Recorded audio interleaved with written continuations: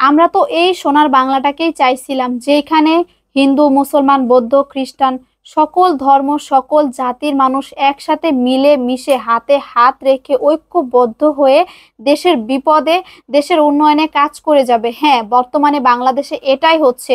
অনেকে একদিকে যেমন বাংলাদেশে বন্যা পরিস্থিতিতে প্রায় 11টা জেলা পানির নিচে প্লাবিত, অন্যদিকে যে বাকি জেলাগুলো আছে প্রত্যেকটা মানুষ, ছোট বাচ্চা থেকে শুরু করে একটা প্রতিবন্ধী, একটা ভিক্ষুকও যে যেভাবে পারতেছে 5 টাকা 10 টাকা করে করে সবাই ত্রাণ পাঠাইতেছে। এমনকি টিআরসি যে ছাত্ররা, বৈষম্য বিরোধী ছাত্ররা যে উদ্যোগ নিছিল, আপনারা জানলে অবাক হবেন, মাত্র 12 ঘন্টায় 30 লক্ষেরও বেশি টাকা হয়েছে। এবং আল সুন্নাহ ফাউন্ডেশন, এইটার কথা তো বাদই দিলাম, কয়েক হাজার কোটি টাকা সেখানে ত্রাণ আসছে। আর শুকনা কাপড়, মেডিসিন ইত্যাদি যত কিছু লাগবে এগুলার কথা তো বাদে দিলাম, মানুষ নিজেদের স্ব উদ্যোগে যে যা পারতেছে সে সেভাবেই আগায় আসতেছে। হ্যাঁ, আজকের এই সোনার বাংলা যেভাবে হাতে হাত রেখে প্রত্যেকটা ধর্মের মানুষ ঐক্য হয়ে এই বিপদটাকে মানে পার করার চেষ্টা করতেছে, আমরা তো এটাই চাইছিলাম। কিছু মানুষ যারা বাংলাদেশে হিন্দু, মুসলমান প্রত্যেকটা ধর্মের মানুষ এক হয়ে, একতা হয়ে বসবাস করবে এটা চায় নাই।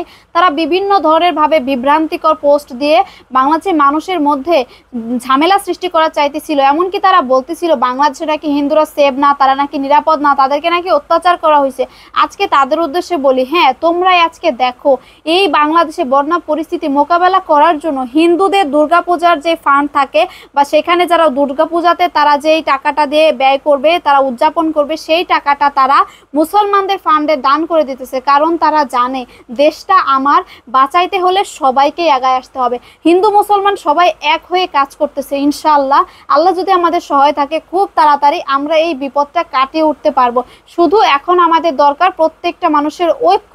আমার এখানে শুধু একটাই প্রশ্ন, এই যে পানির বাঁধটা খুলে দেওয়ার আগে কি একটা বার 5টা ঘন্টা আগেও তারা জানাইতে পারতো, যার কারণে আমরা ঘর বাড়ি না হয় বাঁচাইতে না পারতাম, গবাদি পশু মানুষের জানমাল তো বাঁচাইতে পারতাম।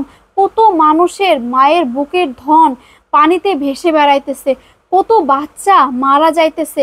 এইটা কি দৃশ্য বাংলাদেশ দেখতে চাইছিল?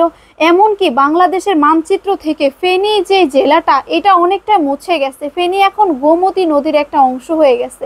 ফেনীটা পুরাটাই ডেড ঘোষণা করা হয়েছে। আপনি যারা সোশ্যাল মিডিয়া ঘাটাঘাটি করি তারা নিশ্চয়ই দেখছেন, ছোট ছোট বাচ্চাকে পাতিলে করে ভাসায় দেওয়া হচ্ছে।